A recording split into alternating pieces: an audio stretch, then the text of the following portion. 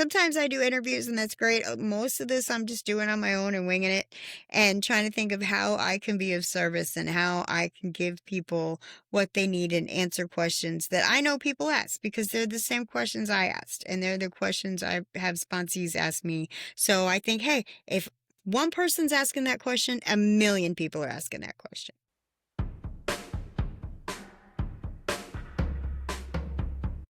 Hi, everybody. Welcome to Starve the Demon, where we recover by any means necessary. Today, we're going to talk about Chapter 4 of the Narcotics Anonymous basic text, which is how it works. This is where we break down what the 12 steps and the principles attached to those steps are. So let's get into it. But before we do, if you're new to the channel, subscribe, please. If you like the video, hit the like button. Share it with somebody that needs it. Somebody in your life needs this information. If not you, a friend, a loved one, I promise you, addiction touches everybody. So, the first part of this chapter, which starts on page 17 of the basic text, is actually one of the opening readings. In the beginning of the meeting, you will hear the same readings over and over again, which is important because if you're an addict like me, you have to hear the same thing like 100 times before it clicks in your head. How it works. If you want what we have and are willing to make the effort to get it, then you are ready to take certain steps. These are the principles that made our recovery possible. Never can I tell you what to do. I can only tell you what I have done. Number 1, we admitted that we were powerless over our addiction, that our lives had become unmanageable. And the spiritual principle attached to that is honesty. We came to believe that a power greater than ourselves could restore us to sanity. Hope. We made a decision to turn our will and our lives over to the care of God as we understood Him. Faith. 4, we made a searching and fearless moral inventory of ourselves. Courage. 5, we admitted to God, to ourselves, and to another human being the exact nature of our wrongs. Integrity. 6, we were entirely ready to have God remove all these defects of character. Willingness. 7, we humbly asked Him to remove our shortcomings. Humility. 8, we made a list of all persons we had harmed and became willing to make amends to them all. Brotherly love. 9, we made direct amends to such people wherever possible, except when to do so would injure them or others. Discipline. 10, we continued to take personal inventory and when we were wrong, promptly admitted it. Perseverance. 11, we sought through prayer and meditation to improve our conscious contact with God as we understood Him, praying only for knowledge of His will for us and the power to carry that out. Spirituality. And 12, having had a spiritual awakening as a result of these steps, we tried to carry this message to addicts and to practice these principles in all our affairs. Service. This sounds like a big order, and we can't do it all at once. We didn't become addicted in one day, so remember, easy does it. There is one thing more than anything else that will defeat us in our recovery. This is an attitude of indifference or intolerance towards spiritual principles.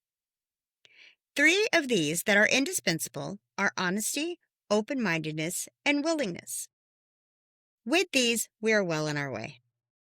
We feel that our approach to the disease of addiction is completely realistic, for the therapeutic value of one addict helping another is without parallel.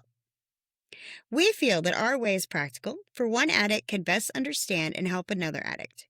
We believe that the sooner we face our problems within our society and everyday living, just that much faster do we become acceptable, responsible, and productive members of that society. The only way to keep from returning to active addiction is not to take the first drug. If you are like us, you know that 1 is too many and 1,000 never enough. We put great emphasis on this, for we know that when we use drugs in any form or substitute one for another, we release our addiction all over again. Thinking of alcohol as different from other drugs has caused a great many addicts to relapse. Before we came to NA, many of us viewed alcohol separately. But we cannot afford to be confused about this. Alcohol is a drug. We are people with the disease of addiction who must abstain from all drugs in order to recover. You're going to hear that at almost every meeting that you go to. And there's a lot to unpack.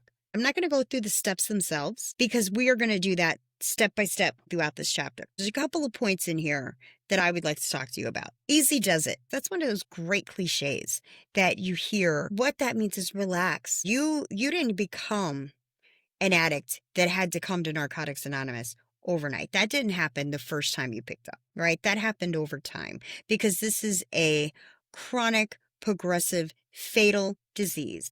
And my theory, it's a demon disguised as a disease that takes away your power of choice. Once you recognize that you have a problem and that you need help and you can't fight that demon by yourself, that's what brings you into Narcotics Anonymous, right? You don't walk in the door and all of a sudden everything's great, right? That's just the beginning. Take it easy. You're not going to be okay overnight. You're not going to have it all figured out overnight.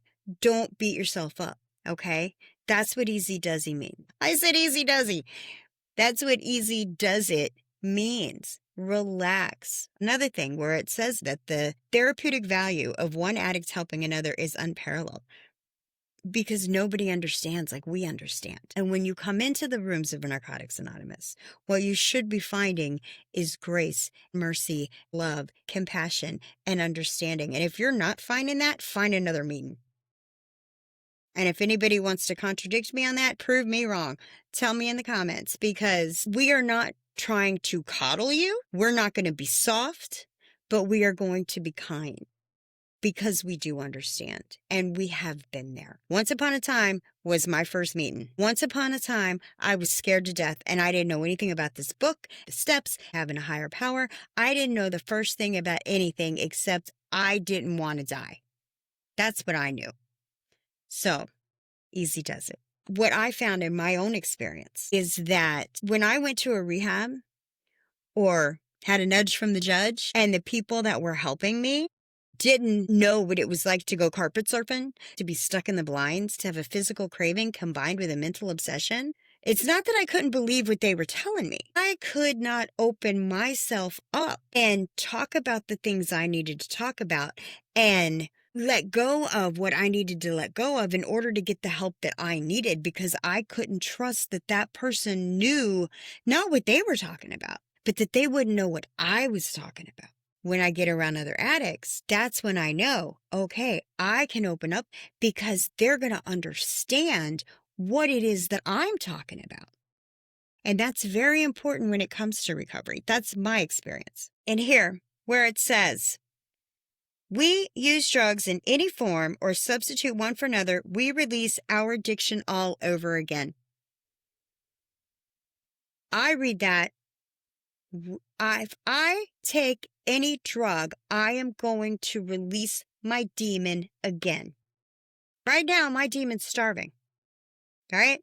My demon's chained up in the basement, can't hurt me, can't hurt anybody else, can't make me hurt anybody else. If I take a drug, that's just opening that cage, letting that demon out so he can run rampant and destroy me and everybody around me.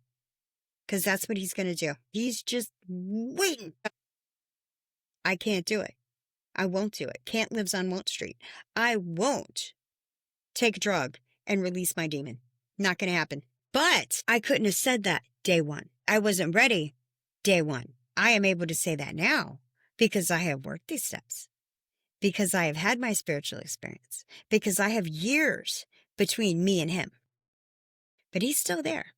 Make no mistake. And I don't forget that. Moving forward, we are on the bottom paragraph of page 18. These are some of the questions we have asked ourselves. I encourage you to ask yourself these very questions. Are we sure we want to stop using? Now, some of us come into the rooms and the answer to this is no. Because we haven't come into the rooms because we feel that we have a problem. It might be a nudge from the judge, your parents, your significant other, a Marchman Act. You might be in danger of losing a professional license. So it's not that you actually think you have a problem, but other people think you have a problem. So here you are. If you don't think you have a problem, then you don't need a solution. Everything's fine. So we're going to ask you some questions. We're going to give you the ability to decide for yourself if you do have a problem and if we have a solution for that problem. Do we understand that we have no real control over drugs? That once you start taking drugs, you can't control how much you're going to take or what's going to happen when you take it? Is that your understanding? Do we recognize that in the long run, we didn't use drugs, they used us? Did jails and institutions take over the management of our lives at different times? Me? Yep. I've been in mental wards. I've been in jail. I've been in prison. I've been in rehab. I wasn't managing my life. I was under lock and key. I didn't get to decide where I went and how I got there. No. I couldn't even decide how late at night I could stay out or what time of the day I could use the telephone or take a shower. Those things were taken away from me because I had proved that I was unworthy of making those decisions for myself. And they don't lock you up for no reason. I'm nobody's victim. I made choices based on my diseased mind's thinking, and the consequences of those choices sometimes were being locked up. So, if this is happening to you, we might have a solution for you. Do we fully accept the fact that our every attempt to stop using or to control using failed? I know for me, I would say, I'm never doing that again. And before the next day was over, I'm calling the dope man. Or I'm at work just waiting for it to be whiskey 30. Right? Not worried about paying my rent. Not worried about making sure my car's paid. No. Making sure I can call the dope man. Yeah, I know I look so sweet and cute, right? Nah. Don't let the cute fool you. Do we know that our addiction changed us into someone we didn't want to be? Deceitful, self-willed people at odds with ourselves and our fellow man. The idea that addicts are liars. Well, I was never a liar. Really? So, you never lied to your kids about your state of mind, where you were, what you were doing? You never lied to your husband? You never lied at work? You never lied to your mother? You were just 100% with everybody all the time. Oh yeah, I'm going home to do drugs. I don't think you did. I think you hid that from the people in your life that loved you, that didn't want that for you, and wouldn't have been happy to know that that was going on with you. Again, these are all things you have to answer for yourself. You have to take a look at your life and see if and when you have been dishonest, deceitful, if you were self-will run riot, if what you wanted was more important than what the people around you wanted, than what the people in your household wanted. What was part of that greater good? Was it good for your family? Or was it just good for you? And was it good for you? Or were you killing yourself? I can't tell you the answer to that. Do we really believe that we have failed as drug users?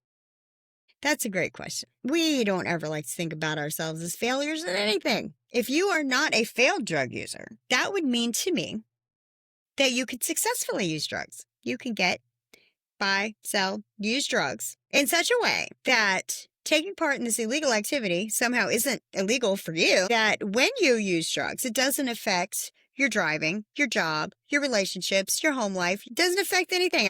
Everything's fine all the time. If that's the case, you're not in the right place. But since I am pretty sure that that's not the case, sit back down. When we're using, reality became so painful that oblivion was preferable. What are you looking for when you get high? What are you trying to do? We tried to keep other people from knowing about our pain. We isolated ourselves and lived in prisons that we built with loneliness. Through this desperation, we sought help in Narcotics Anonymous. When we come to NA, we are physically, mentally, and spiritually bankrupt. We have hurt so long that we are willing to go to any length to stay clean. Our only hope is to live by the example of those who have faced our dilemma and have found a way out. Regardless of who we are, where we came from, or what we have done, we are accepted in NA. Our addiction gives us a common ground for understanding one another. As a result of attending a few meetings, we begin to feel like we finally belong somewhere. It is in these meetings that we are introduced to the 12 steps of Narcotics Anonymous. We learn to work the steps in the order that they are written and to use them on a daily basis. The steps are our solution. These are our survival kit. They are our defense against addiction, which is a deadly disease. Our steps are the principles that make our recovery possible.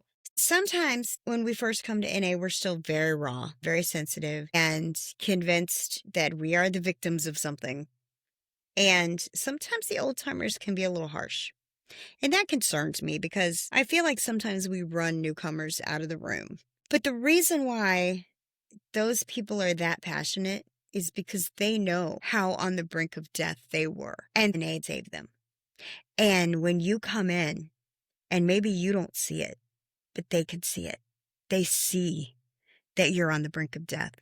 And they want so desperately to save you that their passion can seem aggressive. And I know that there's plenty of people out there that seem to think that, they're being abused or brutalized simply because somebody's telling them something they don't want to hear. I would hope that that's not the case. And I would hope that, first of all, that the old timers can take it easy and remember how scary it is when you're first coming in the rooms. And I would hope that the newcomers can take it easy and maybe understand that those people want to save your life. So, step 1, we admitted that we were powerless over our addiction, that our lives had become unmanageable. It doesn't matter what or how much we used. The substance is irrelevant. What's your drug of choice? More? In Narcotics Anonymous, staying clean has to come first. We realize that we cannot use drugs and live. When we admit our powerlessness and our inability to manage our own lives, this is a 2-part thing. We open the door to recovery. No one could convince us that we were addicts. It is an admission that we have to make for ourselves. When some of us have doubts, we ask ourselves this question: can I control my use of any form of mind or mood altering chemicals? Now, some of you are going to say yes. There's truth in that. Sure. In the beginning, drugs are fun. Whatever your drug is. You use it, it's fun, da-da-da. Then you use more and more and more and more and more and more until you lose the power of choice over how much you use and what's going to happen when you use. Can you get through your day without the drug? How many days in a row can you go without the drug? And now, remember, we're not just talking about a physical craving. We're talking about mental obsession. Can you get through your day without thinking about the drug? Just questions. Most addicts will see that control is impossible the moment it is suggested. Whatever the outcome, we find that we cannot control our using for any length of time. You're going to hear laughter when you're in meetings. I mean, in the beginning, everything's horrible and awful. But once you get through it on the other side and you think back to how you were when you were using and when you thought you could control it, and you will laugh out loud at the very idea, at the very suggestion. What? You're crazy. Can I control? No, I can't control nothing. This would clearly suggest that an addict has no control over drugs. Powerlessness means using drugs against our will. I can't tell you the number of times could not stop myself. If it was there, I was doing it. Didn't matter. At no point did I say, that might be too much. The inability to stop using, even with the greatest willpower and most sincere desire, is what we mean when we say we have absolutely no choice. However, we do have a choice after we stop trying to justify our using. I have regained my power of choice through working the 12 steps and being in recovery. There was a time where I was powerless. That is no longer the case. If I were to use a drug today, it would be with a clear head and it would be a conscious choice. And there'd be no justifying it. We didn't stumble into this fellowship brimming with love, honesty, open-mindedness, or willingness. We reached a point where we could no longer continue using because of physical, mental, and spiritual pain. When we were beaten, we became willing. Our inability to control our usage of drugs is a symptom of the disease of addiction. We are powerless not only over drugs, but over our addiction as well. We need to admit this fact in order to recover. Addiction is a physical, mental, and spiritual disease that affects every aspect of our lives. It also affects anybody that's in our life. The physical aspect of our disease is the compulsive use of drugs, the inability to stop using once we have started. The mental aspect of our disease is the obsession or overpowering desire to use even when we are destroying our lives. The spiritual part of our disease is our total self-centeredness. Let that sink in a little bit. We felt that we could stop whenever we wanted to, despite all evidence to the contrary. That is the definition of delusion. Denial, substitution, rationalization, justification, distrust of others, guilt, embarrassment, dereliction, degradation, isolation, and loss of control are all results of our disease. I had a mentor one time, and he asked, this is a group setting, what makes you an addict? People said, oh, I got a DUI. Oh, I went to jail. Oh, I got a divorce. Oh, I got my kids taken away. No. That's not what makes you an addict. Those are the results and the consequences of you being an addict. What makes you an addict is the physical craving combined with the mental obsession. Those create the spiritual sickness. And that is all going to make sense as we go through the book. Our disease is progressive, curable, and fatal. Most of us are relieved to find out we have a disease instead of a moral deficiency. I know what the problem is. There's a solution for it. Let's get on it. It is progressive. It always gets worse, never better. It is incurable. There is no cure for it. And it is fatal. It will kill you. These are the things that sometimes newcomers think, oh, this is aggressive. I don't like this, so I'm triggered. So these are truths. These are truths, and they're hard truths. And if you baby an addict, you're going to bury that addict. So we don't coddle and we're not soft. We are kind, but this is the facts. This is the reality. It will never get better. There is no cure for it, and it will eventually kill you. I don't know a nicer way to say that.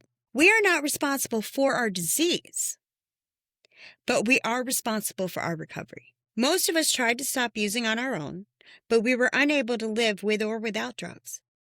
Eventually, we realized that we were powerless over our addiction.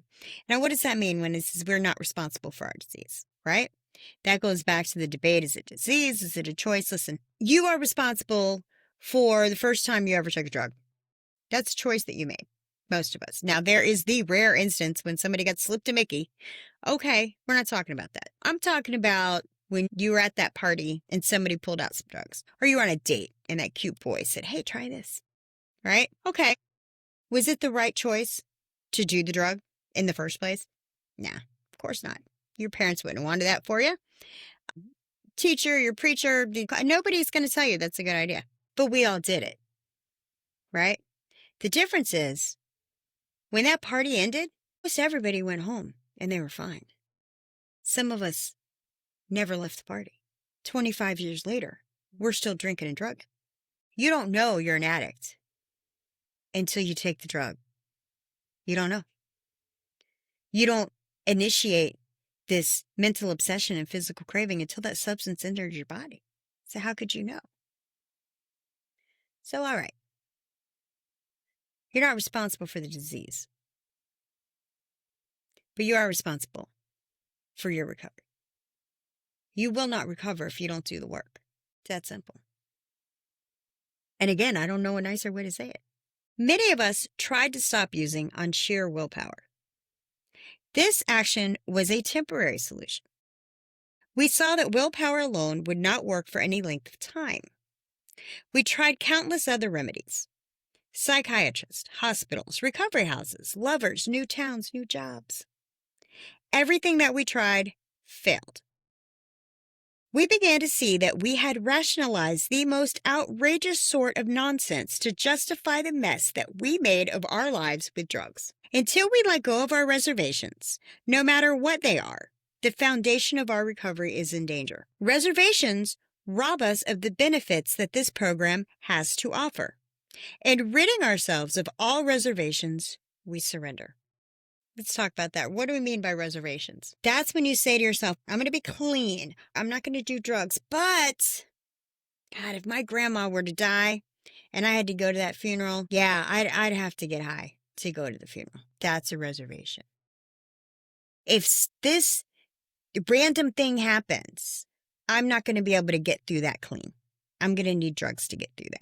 That's a reservation. So if you have reservations, if you have something in mind that, well, I'll be clean, but if this thing happens, I'm going to have to use. We have in NA what we call the no matter what club.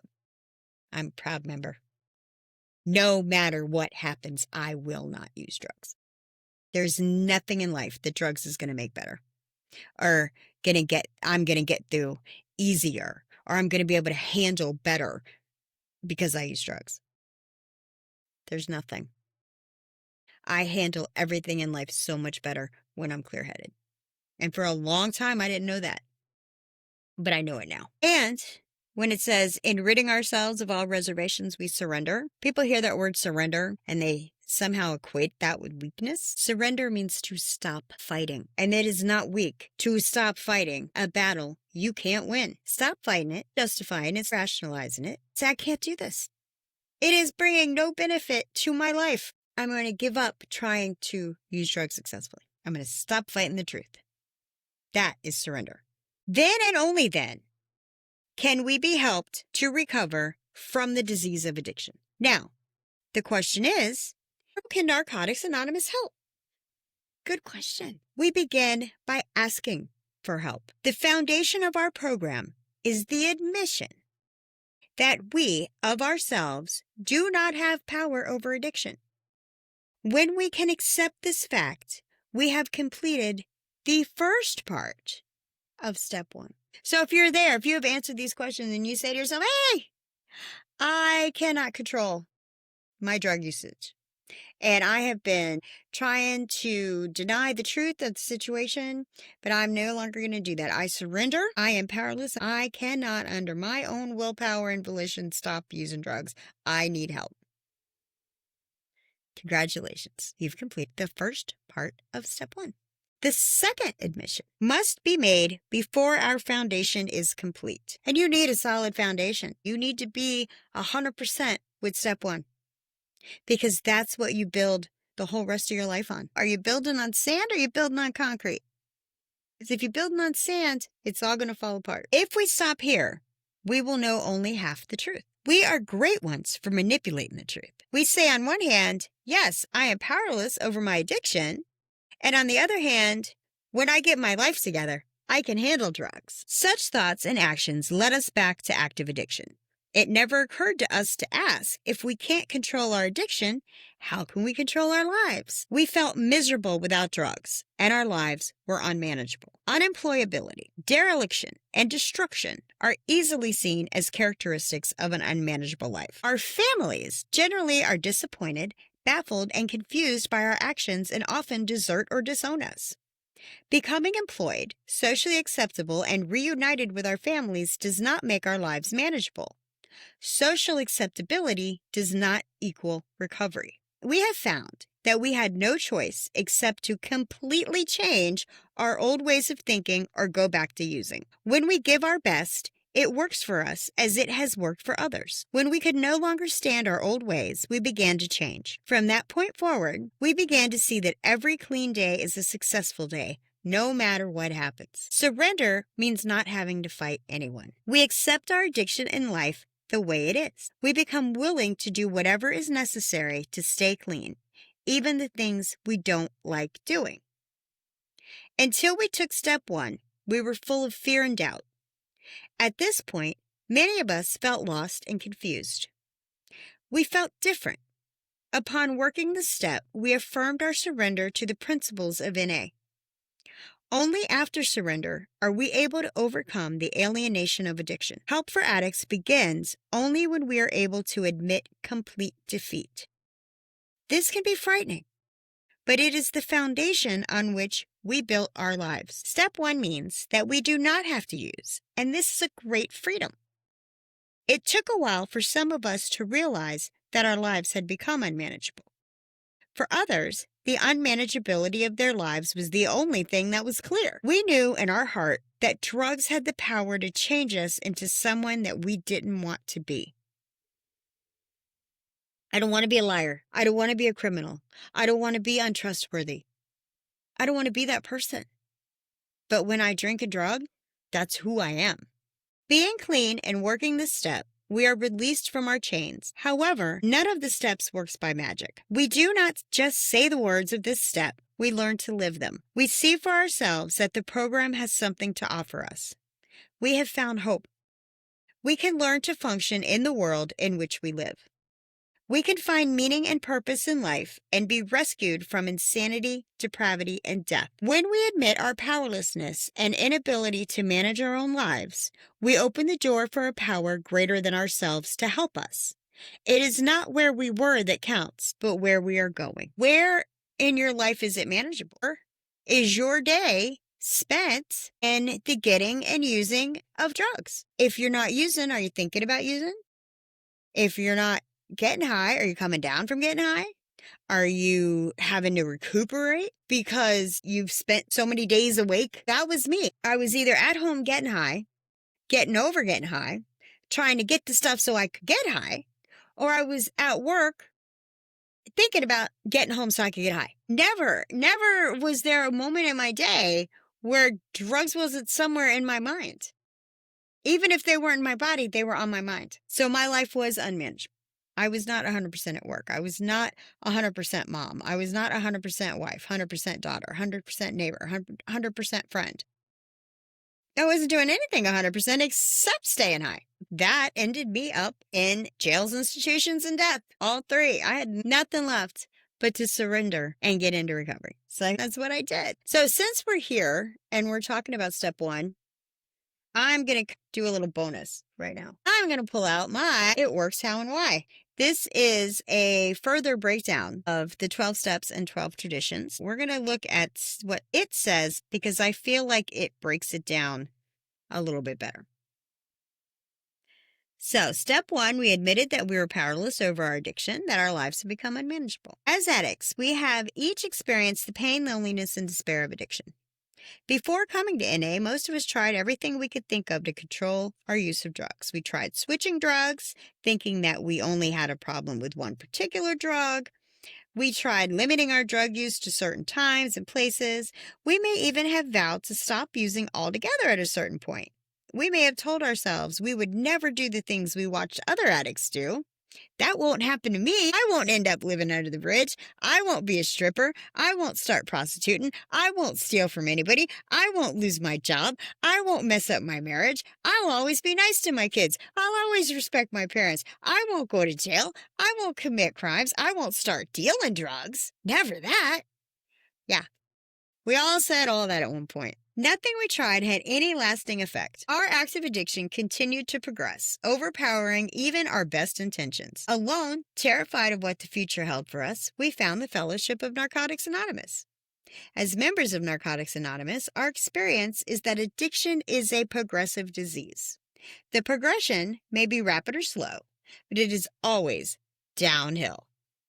As long as we are using drugs, our lives will steadily get worse. It would be impossible to precisely describe addiction in a way that is agreeable to everyone. However, the disease seems to affect us in the following general ways. Mentally, we become obsessed with thoughts of using. Physically, we develop a compulsion to continue using, regardless of the consequences. Spiritually, we become totally self-centered in the course of our addiction. Now, if any of this sounds familiar, you might be in the right place. Looking at addiction as a disease makes sense to a lot of addicts because in our experience, addiction is progressive, incurable, and can be fatal unless arrested. In Narcotics Anonymous, we deal with every aspect of our addiction, not just its most obvious symptom, our uncontrollable drug use. The aspects of our disease are numerous. By practicing this program, we each discover the ways in which our addiction affects us personally.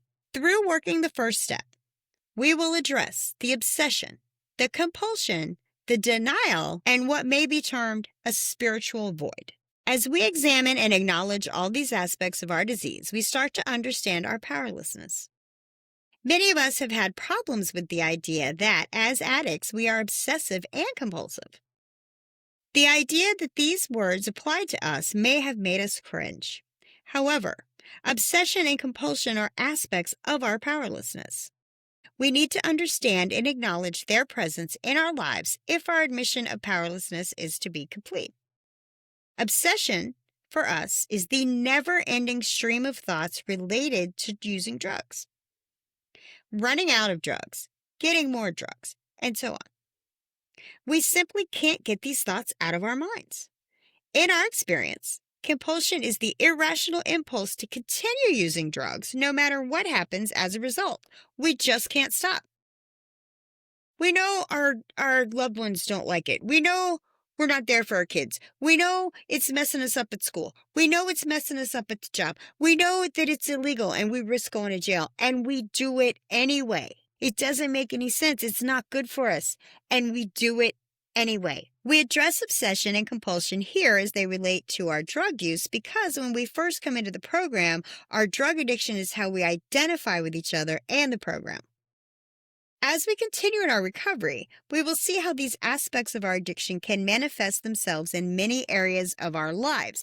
Keep in mind, the only step that mentions drugs is the first one. Once you get that under control, the other steps are how to fix your life and keep it fixed. Denial is the part of our disease that makes it difficult, if not impossible, for us to acknowledge reality.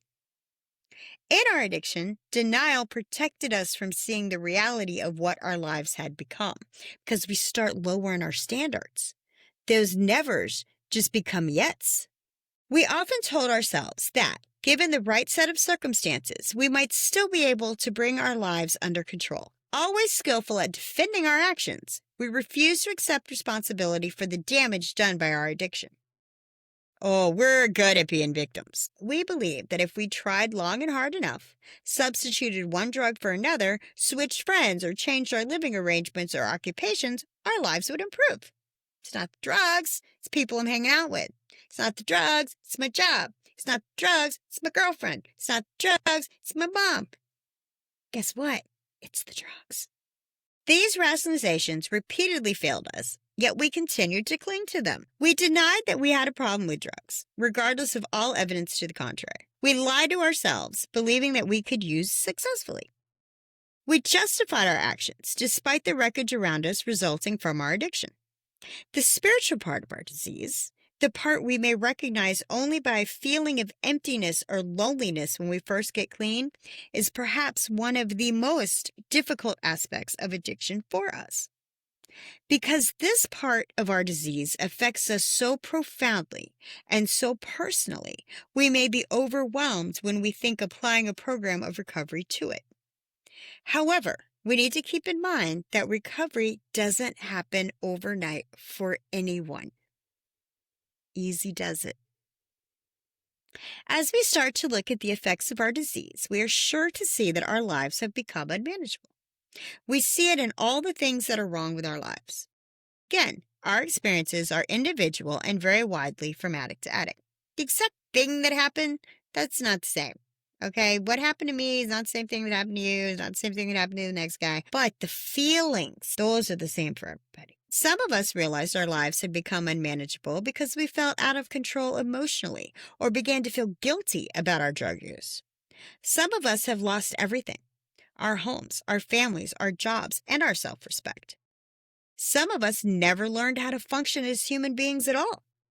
Some of us have spent time in jails and institutions. And some of us have come very close to death.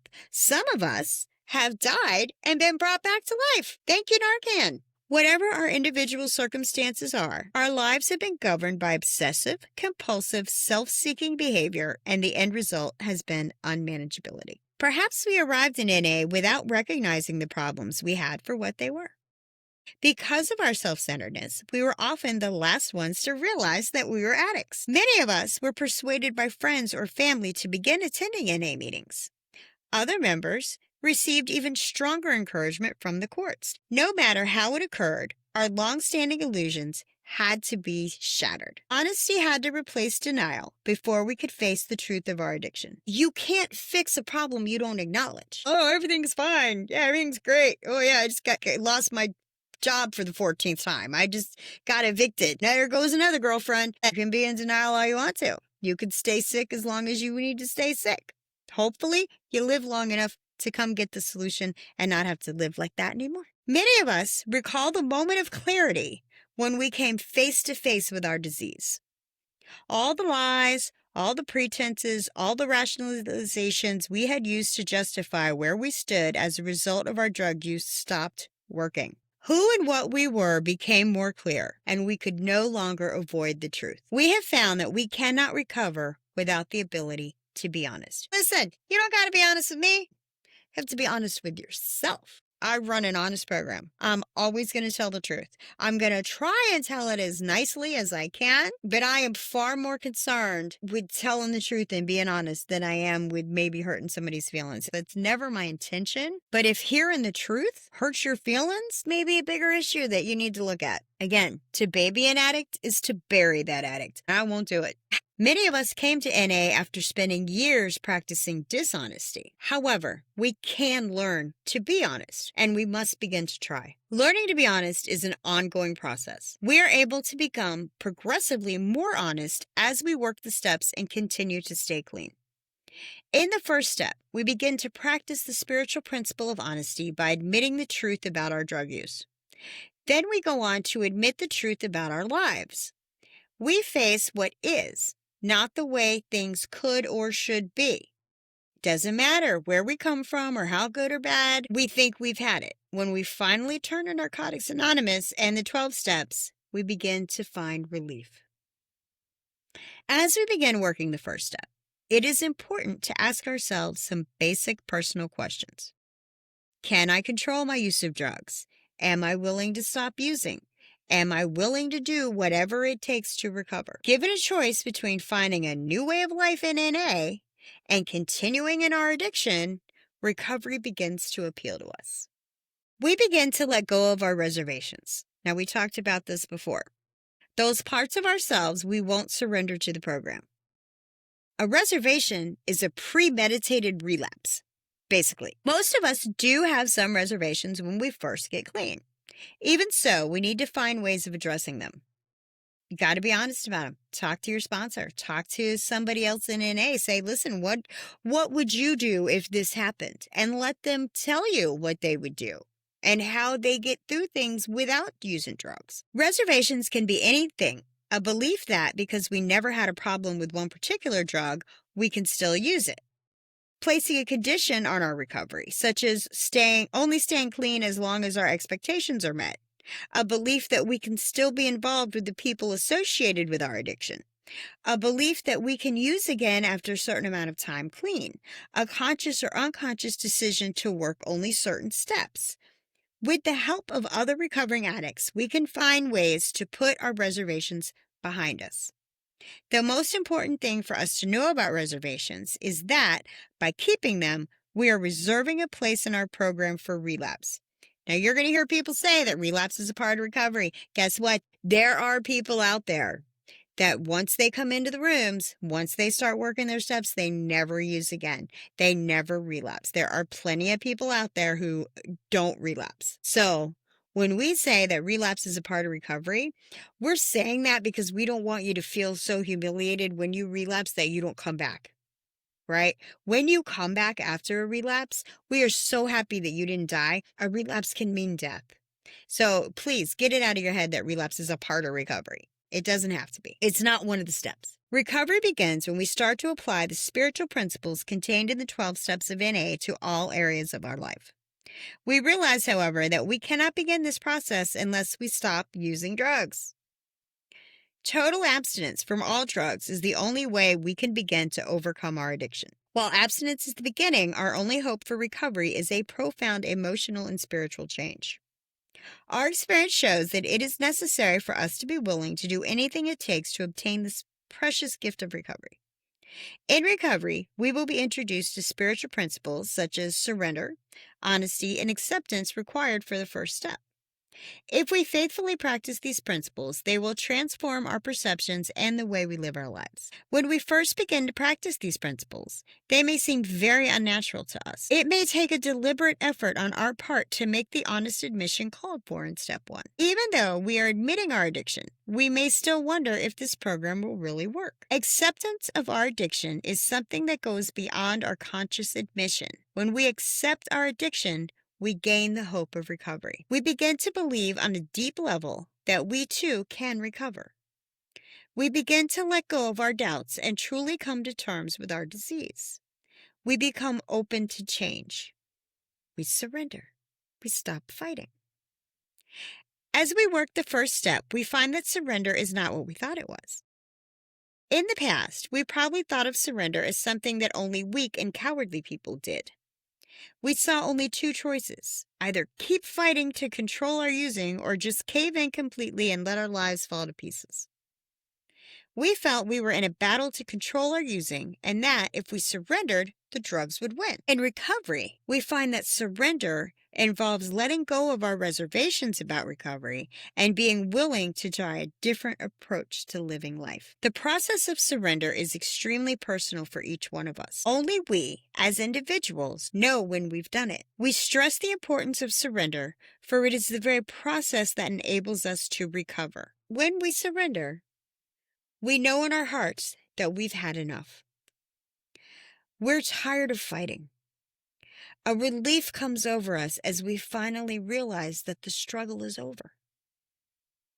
No matter how hard we fought, we finally reached the point of surrender where we realized that we couldn't stop using drugs on our own. We were able to admit our powerlessness over our addiction. We gave up completely. Even though we didn't know exactly what would happen, we gathered up our courage and admitted our powerlessness. We gave up the illusion that we could control our using, thereby opening the door to recovery. As long as you're clinging to this idea that you can use, the solution's not going to work for you. Many of us begin the process of surrender when we identify ourselves at an NA meeting with our name and the words, "I am an addict." Once we admit that we are addicts and that we cannot stop using on our own, we are able to stay clean on a daily basis with the help of other recovering addicts in Narcotics Anonymous. The paradox of this admission is evident once we work the first step. As long as we think we can control our drug use, we are almost forced to continue. This reprieve from having to use is the most profound gift we can receive, for it saves our lives. If I think I have power and control over the drug, what's stopping me from using the drug that I have total control and power over? When I know that I'm powerless, oh my God, I cannot begin to use that drug because I have no control over it, and it's going to ruin my life, and it's going to kill me. Through our collective experience, we have found that we can accomplish together what we cannot do alone. It is necessary for us to seek help from other recovering addicts. As we attend meetings regularly, we can find great comfort in the experiences of those traveling this path with us. Coming to NA has been described by many members as coming home. We find ourselves welcomed and accepted by other recovering addicts. We finally find a place where we belong. I can walk into any NA room anywhere in the world and know that I have earned my seat and know that those are my people. Though we are sure to be helped by sharing we hear at meetings, we need to find a sponsor to help us in our recovery. Beginning with the first step, a sponsor can share with us his or her own experience with the steps. Listening to our sponsor's experience and applying it to our own lives is how we take advantage of one of the most beautiful and practical aspects of recovery: the therapeutic value of one addict helping another. We hear in our meetings that I can't, but we can. Actively working with a sponsor will give us some firsthand experience with this. Through our developing relationship with our sponsor, we learn about the principle of trust. By following the suggestions of our sponsor instead of only our own ideas, we learn the principles of open-mindedness and willingness. Our sponsor will help us work the steps of recovery. Talking honestly with our sponsor about our drug use and how it affected our lives will help us work the first step thoroughly. We need always remember where we came from and where our addiction took us. We have only a daily reprieve from our active addiction. Each day, we accept the fact that we cannot use drugs successfully. No matter how long I'm in recovery, how many meetings I go to, how long I do this podcast, how many people I help, how much service work that I do, never will the day come that I can use successfully. Therefore, never will the day come when I am not an addict. The process of recovery isn't easy, but it is simple. It takes great courage and perseverance to continue in recovery day after day. Now you will notice that throughout this little chapter, we're hearing the spiritual principles listed. Because long-lasting change in recovery happens slowly, we will turn to the first step again and again. Even long periods of abstinence do not guarantee us continued freedom from the pain and trouble that addiction can bring. The symptoms of our disease can always return. We may find that we are powerless in ways we never imagined. This is where we begin to understand how the things we tried so hard to control are, in reality, completely beyond our control. No matter how our disease displays itself, we must take its deadly nature into account. As we do, we develop a fuller awareness of the nature of our disease. The disease of addiction can manifest itself in a variety of mental obsessions and compulsive actions that have nothing to do with drugs. We sometimes find ourselves obsessed and behaving compulsively over things we may never have had problems with until we stopped using drugs. We may once again try to fill the awful emptiness we sometimes feel with something outside ourselves. Shopping, gambling, sex. Anytime we find ourselves using something to change the way we feel, we need to apply the principles of the first step. We are never immune from having our lives become unmanageable even after years in recovery. If problems pile up and our resources for coping with them dwindle, we may feel out of control and in too much pain to do anything constructive for ourselves. We feel overwhelmed by life, and that feeling seems to make everything worse. When our lives seem to be falling apart, we reapply ourselves to the basics of the NA program. We stay in close contact with our sponsor, work the steps, and go to meetings. We surrender again, knowing that victory lies in the admission of defeat. Can be victorious in my life because I admit that I was defeated by drugs. The feeling of love and acceptance we find in the Fellowship of Narcotics Anonymous allows us to begin recovering from our addiction. We learn a new way to live. The emptiness from which we suffered is filled through working and living the 12 steps. Working and living the 12 steps. This is not something that you do. You get out your little notebook, you talk to your sponsor a few times, and then you go on to life. No. We practice these principles in all our affairs, all of them. We learn that our addiction is being addressed in all its complexity by this simple program. We have found a solution for our hopelessness. There is a deeply spiritual nature to our program of recovery. The 12 Steps of Narcotics Anonymous will take us on a journey that will far exceed our expectations. Working and living the steps will lead us to a spiritual awakening. Step 1 is the beginning of this spiritual journey. To get started on this journey, we must become willing to surrender to this program and its principles. For our future hinges on our willingness to grow spiritually. This is a spiritual sickness. If it was just a matter of a physical thing, you could go to detox, get the drugs out of your system, and go about your life. If it was just psychological, you could sit down with a shrink. You could do some talk therapy. You could talk it out. You could work on your traumas, your triggers, do a little shadow work, and you'd be fine. For most of us, that's not the case. We are starting a new way of life, one that offers great joy and happiness. However, recovery doesn't exempt us from pain. Living life on life's terms combines moments of happiness with moments of sadness. Wonderful events are mixed with painful ones. We will experience a full range of feelings about the events in our lives. When we're in our active addiction, we numb everything. We can't feel feelings. If I'm happy, I want to get high because I'm happy. If I'm sad, I got to get high because I'm sad. If I'm mad, I'm going to get high because I'm mad, right? We don't handle feelings, any of them. In recovery, we feel all our feelings. And, that's good news. You get to feel. And it's bad news. You get to feel. But, it's an awesome thing that you don't even realize that you've lost until you get it back. And then it's just amazing. I can feel the gamut of emotions. Who knew? At the end of my ripping and running, I had nothing other than fear left. And now I get to feel them all, and it's great. By honestly looking at what we have become in our addiction, we recognize the powerlessness and unmanageability of our lives.